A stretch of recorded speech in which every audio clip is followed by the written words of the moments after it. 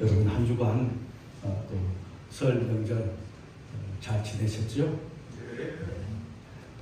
설 명절 지내면서 또 가족끼리 친지 또 부모 뵙고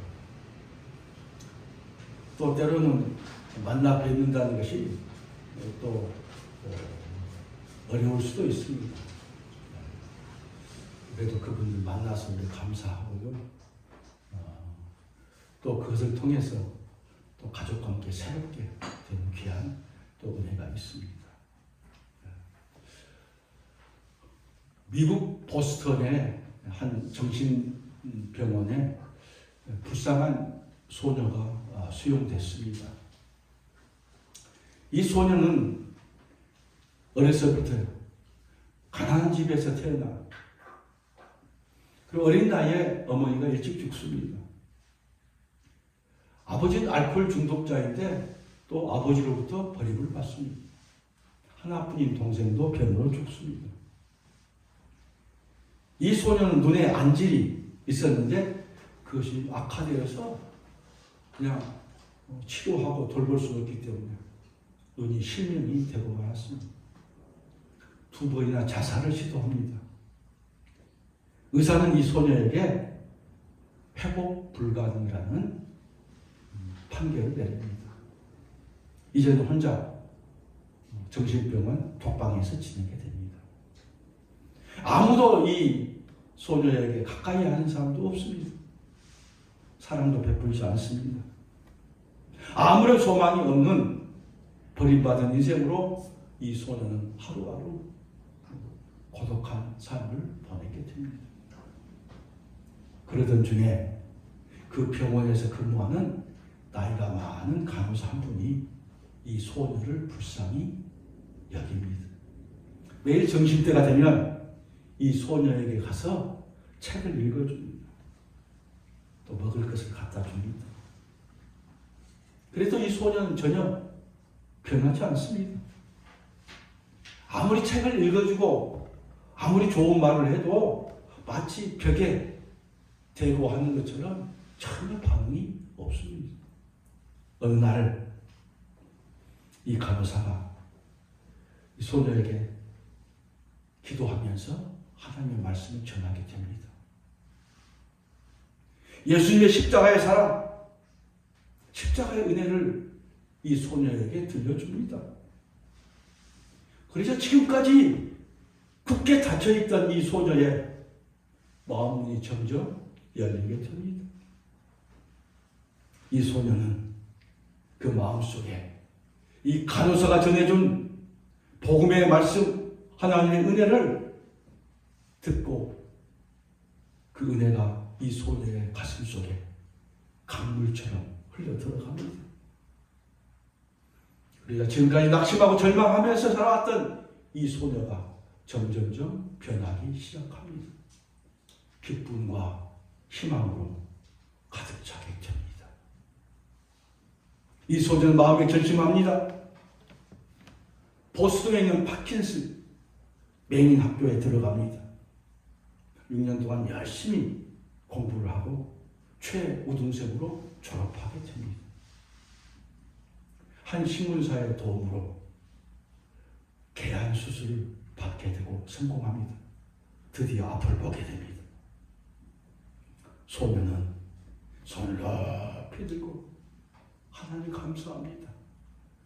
세상에서 부모로부터 버려지고 정말로 쓸모없는 이 불쌍한 저를 하나님이 은혜를 베풀어 주시고 예수님 믿게 해주시고 뿐만 아니라 이렇게 두 눈을 볼 수 있게 해주셔서 감사합니다. 손을 들고 하나님께 감사를 드립니다. 그녀는 이제 성인이 됐어요.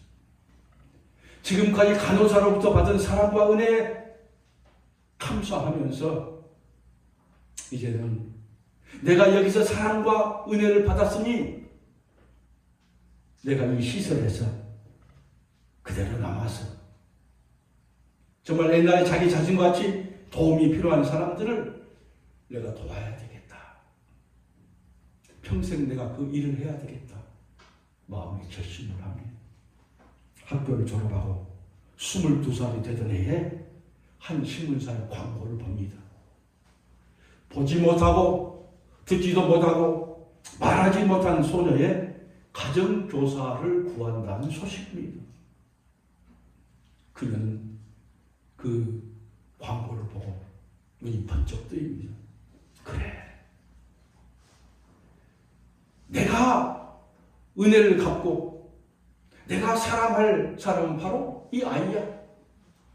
그렇게 생각하면서 그 아이에게 가서 무려 48년 동안 그 소녀를 위해서 헌신적으로 섬기게 됩니다. 이 사람이 바로 헬렌 켈러의 스승인 설리반입니다. 나중에 헬렌 켈러를 잘하다 유명한 박사학위를 받게 되는데요. 그의 스승인 설리반도 그 대학에서 박사학위를 같이 주게 됩니다. 얼마나 참 귀하고 멋진 일입니다. 사랑하는 여러분, 하나님의 사랑과 은혜는 이처럼 사람을 변화시킵니다. 낙심하고 절망하고 고통 속에 있는 사람, 그런 자를 일으키시고 그런 자들에게 희망을 주시고 그런 자에게 용기를 주십니다. 오늘 말씀의 배경은 유대 나라가 망한 후에 바벨론에 끌려가는 포로 시대의 이야기입니다. 에스겔은 유다 백성들이 포로로 끌려갈 때에 3차에 걸쳐서 끌려가는데 2차 때 끌려갔습니다.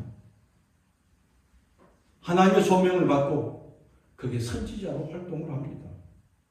에스겔이라는 뜻은 하나님이 강하게 하신다 하는 뜻입니다. 오늘 성도 여러분, 힘들고 어려운 상황 속에서도 정말 하나님이 우리를 강하게 세워주십니다. 하나님이 여러분을 이 시간에 강하게 세워주실 줄로 믿습니다. 하나님께서 에스겔 선지자의 그 영을 이제 한 골짜기로 하나님 데려가십니다. 어디로 갔냐? 갔더니 거기에 마른 뼈들이 가득히 쌓여 있습니다. 하나님은 그 한 가운데로 이 에스겔 선지자를 인도합니다. 그리고 그 뼈들이 있는 사방으로 지나가게 하십니다. 에스겔에 보니까 이 뼈들은 이 뼈들이 많고 그리고 아주 말랐더라. 이렇게 오늘 말하고 있습니다.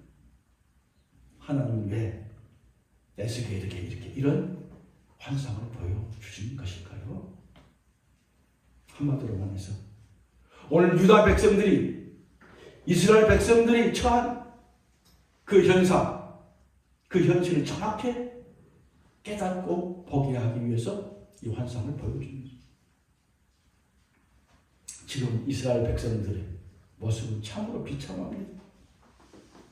나라는 바벨론 제국에 망하였고 왕은 두 눈이 뽑혀서 쇠사슬에 묶여서 수억 마리 바벨론으로 끌려갔고 이스라엘 백성들은 3차에 거쳐서 끌려가고 계속해서 고통을 당하고 있습니다. 뼈가 힘이 말랐다는 것은 살아날 희망이 전혀 없다는 걸 보여줍니다. 마른 뼈는 이스라엘 백성들의 모습입니다. 자신들의 힘으로, 자신들의 능력으로는 지금 당하고 있는 고통과 고난, 이 문제를 해결할 수 없고 포로에서 노임받을 수 없다는 것을 오늘 말해주고 있습니다. 그렇다면 이런 절망과 고난과 고통 상황 속에서 마른 뼈와 같은 그들이 어떻게 살아나고 어떻게 회복되고 될 수 있을까? 오늘 예배에 참석한 우리 여러분, 삶 속에서 모든 사람들이 여러 가지 고난을 가지고 있습니다. 삶의 고난, 어려움이 있습니다. 없는 사람이 없습니다. 부모와 자녀의 관계의 어려움, 자녀의 어려움, 경제적인 것, 또 건강의 어려움, 직장과 앞길의 어려움, 여러 가지 어려움들이 우리 가운데 있습니다. 내 힘으로, 내 능력으로 해결하려고 해도 때로는 해결되지 않는 일이 있습니다. 오늘 그런 가운데 우리는 어떻게 해야 하는가? 첫 번째입니다. 구원의 능력은 하나님께 있습니다. 구원은 세 가지 이야기할 수 있죠.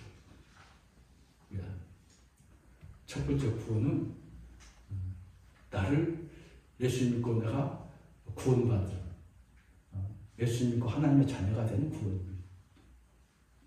그게 과거죠. 두 번째 구원은 현실적인 구원입니다. 내 힘들고 어려운 삶 속에서의 문제 해결에 대한 구원. 세 번째 구원은 미래에 대한, 이 땅의 삶이 다 끝나고 하나님 나라에 영광스럽게 그날에 가는 최종적인 구원. 그래서 이것을 구원의 3시제라고 합니다. 오늘 에스겔 선지자가 골짜기의 마른 뼈들을 보면서 보고 있을 때에 하나님이 에스겔 선지자에게 묻습니다. 인자야, 이 뼈들이 능히 살 수 있겠느냐?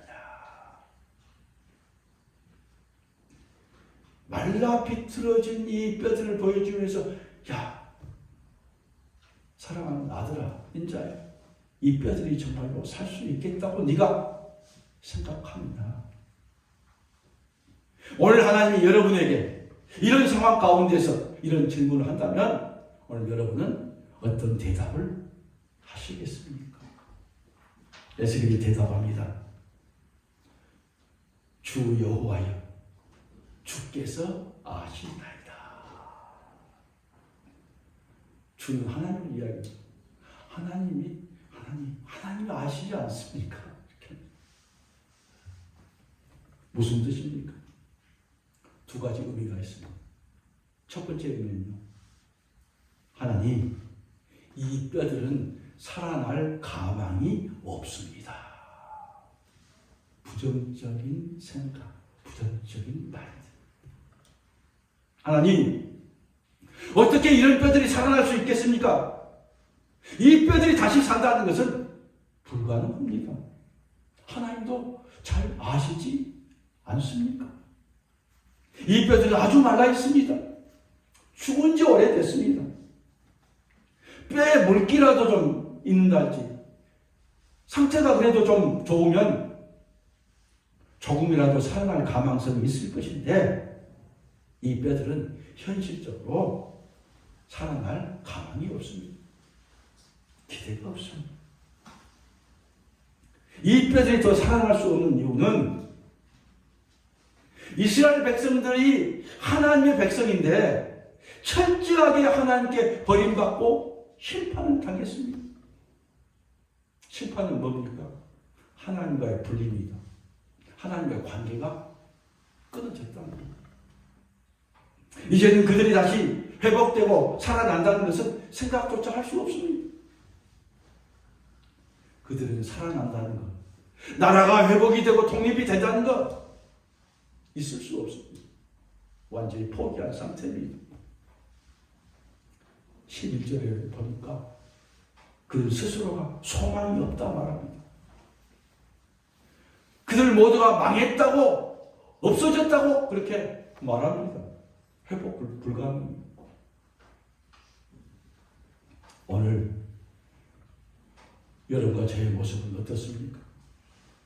내가 겪고 있는 고질적인 문제, 질병의 문제, 고통의 문제, 그 나름대로 그 해결을 위해서 노력하는데 고쳐지지 않고 해결되지 않아서 그 문제들 앞에서 포기하고 절망하는 모습으로 살아가고 있지는 않습니까? 그래, 나는 이것밖에 안 돼. 난 어쩔 수 없어. 난 할 수 없어. 내 병은 의사도 고치지 못하는데 내가 믿는다고 해결되겠어? 요즘 세상이 그렇고 그런데, 경제가 그렇고 사람들이 그런데 뭐가 내 인생이 달라질 수 있겠어? 그 사람이 그 앞에 난다는 기적이야. 기대할 수도 없어. 기대할 것을 기대해야지.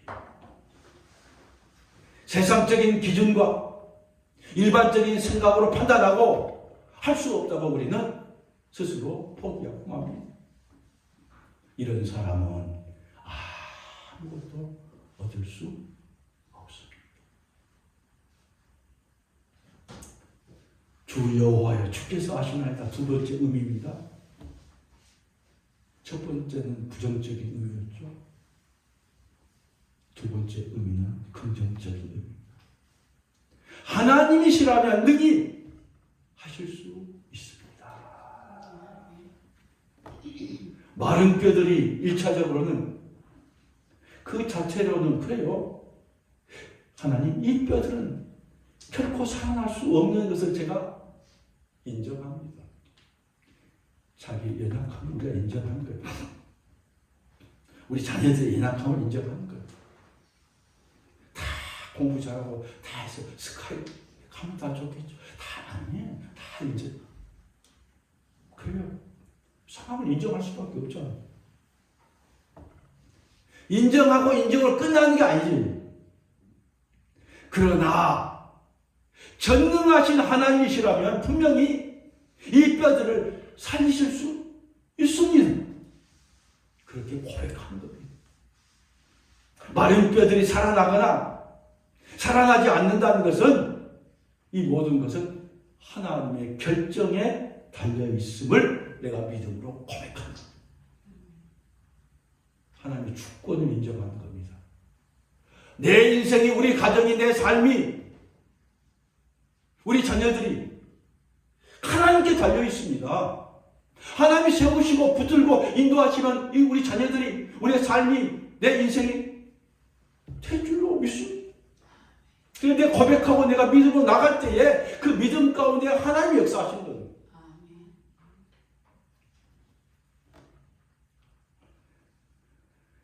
다시 말해서 이 뼈들이 살아나는 문제는 오직 하나님의 주권에 달려있다고 믿는 겁니다. 지금 마른 뼈로 상징되는 이스라엘 백성들, 결코 회복될 수도 없고 하나님의 관계는 더더욱 바랄 수도 없는 상태입니다.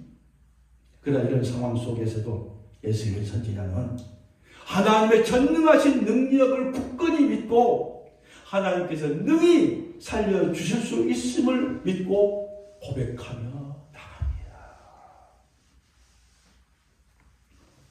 오늘 여러분과 저의 힘들고 괴로운 문제들, 답답한 일들, 내 힘으로 내 방법으로 해결할 수 없음을 있는 그대로 우리가 인정하는 겁니다.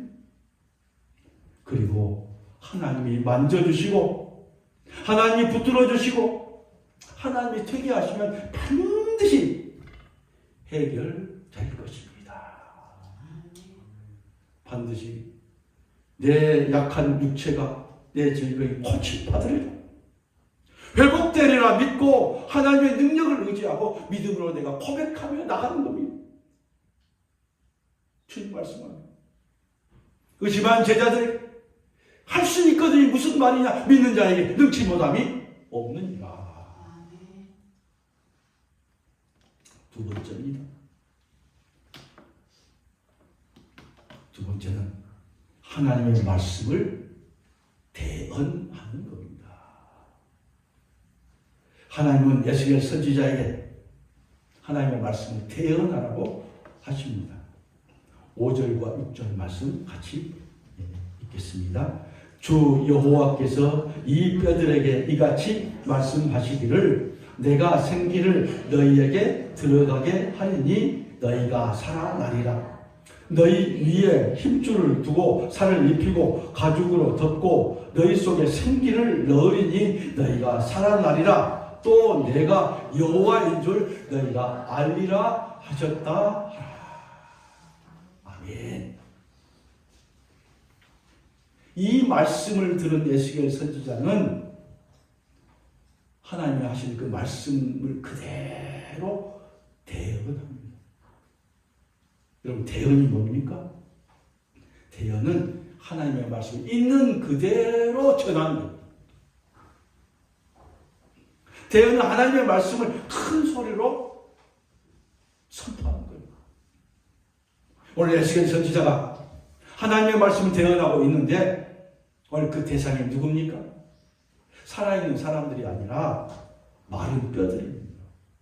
이 뼈들은 적어도 60년 내지 70년 된 뼈들입니다. 말라도 신이 말라 있습니다. 여러분, 이 마른 뼈들이 어떻게 에스겔 선지자가 전한 하나님의 말씀을 들을 수 있을까요? 들을 수 있는 기관이 없습니다. 말라있는 뼈들에게 하나님의 말씀을 전한다는 것은 참으로 어리석은 짓입니다. 그것도 죽은 지 오래되어서 몸에 형체도 없습니다. 단지 뼈들만 남아있는데 그 뼈도 말라 비틀어지고 그런 뼈인데 거기에 하나님의 말씀을 전한다고 해서 무슨 소용이 있겠습니까? 그런데 하나님은 에스겔 선지자에게 왜 그런 뼈들에게 하나님의 말씀을 외치라고 오늘 하시는 겁니까?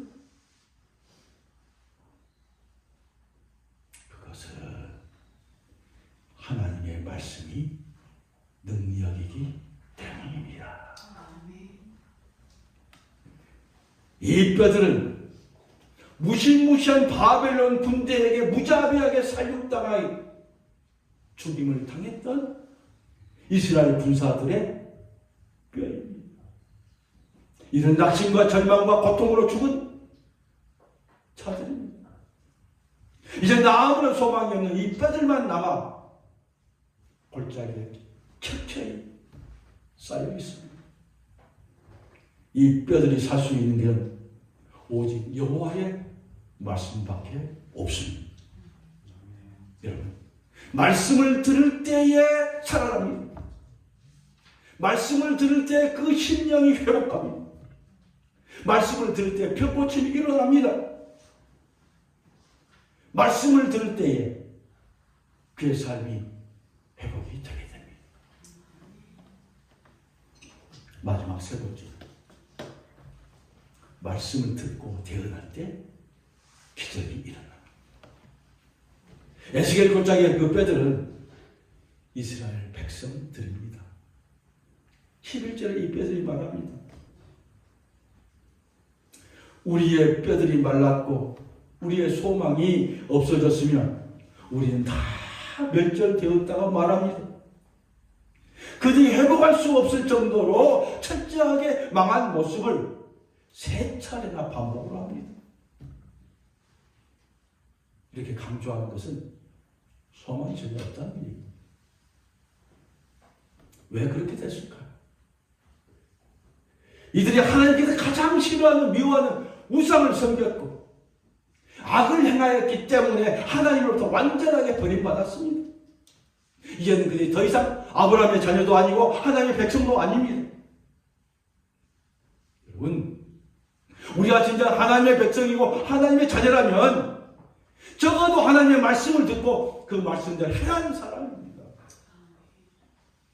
우리를 낳아주시고 길러주신 그 부모의 마음, 부모의 뜻을 행하기 위해서는 부모의 말씀과 부모의 뜻을 우리가 듣고 실천하는 자가 진정한 그 부모의 자녀입니다.